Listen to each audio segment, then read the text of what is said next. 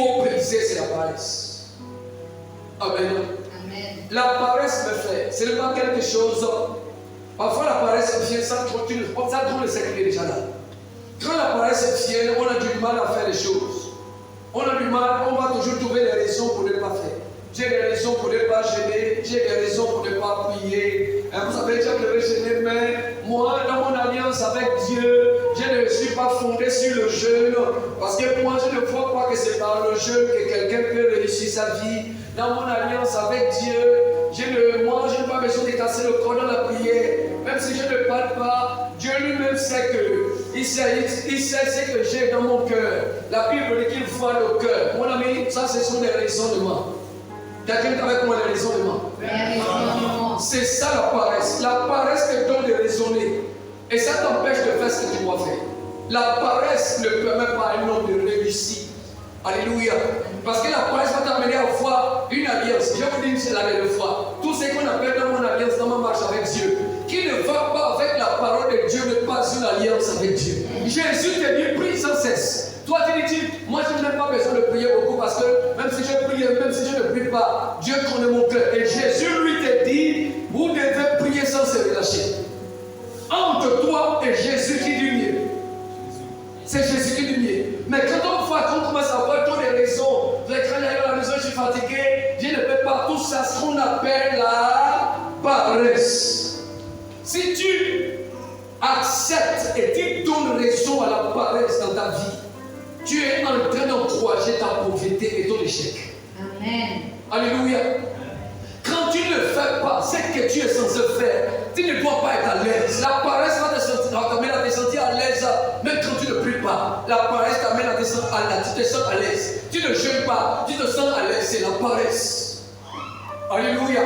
La paresse empêche, donc ça amène les hommes à avoir des raisons. Quand tu vois que tu trouves des raisons pour ne pas faire ce que tu dois faire, c'est ce qu'on appelle la paresse. C'est la manifestation de la paresse. Quand cet homme a dit à son maître, j'ai eu peur, donc je savais que tu es un homme qui moissonne là, il n'a pas semé, et qui fait ceci, donc je suis avec ton père. Regarde ce que le maître lui a dit. Regarde les raisonnements là, regarde comment le maître a résumé ça. Matthieu 27, verset 26. Regarde ce que le maître lui a dit. Matthieu 25 au verset 26. Verset 26. Son maître lui répondit. Son maître lui répondit. Serviteur méchant et paresseux. Serviteur méchant et quoi? Et paresseux. Serviteur méchant et quoi? Et paresseux. Le maître il a qualifié ces raisonnements comme étant quoi? La paresse. Comme étant la paresse. Serviteur méchant et paresseux. La paresse, c'est quelque chose qu'il faut vaincre et surmonter dans sa vie pour réussir. Amen. Quelqu'un est avec moi, je vais me débarrasser de la paresse. Je vais me débarrasser de la paresse. Regarde, dans ta vie de prière, tu dois te débarrasser de la paresse. Dans ta réflexion, tu dois te débarrasser de la paresse. Dans tout ce qu'on fait dans la vie, mes frères, on doit se débarrasser de la paresse. N'acceptons pas d'être les soldats paresseux en Christ.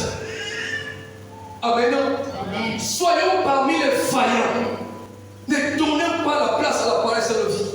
À un moment donné, quand on constate que nous ne faisons plus ce que nous devons faire et ce que nous sommes censés faire, commence à t'inquiéter parce que ce n'est pas une position qui va t'amener à la réussite. Amen. Alléluia. Amen. Ne vous encouragez pas des choses qui vont vous maintenir dans la même position. Non, débarrassez-vous plutôt de ça. Si on ne vaincre pas la paresse va t'amener à voir quoi? Ça va t'amener à observer ceci, à observer le vent, à observer les nuages.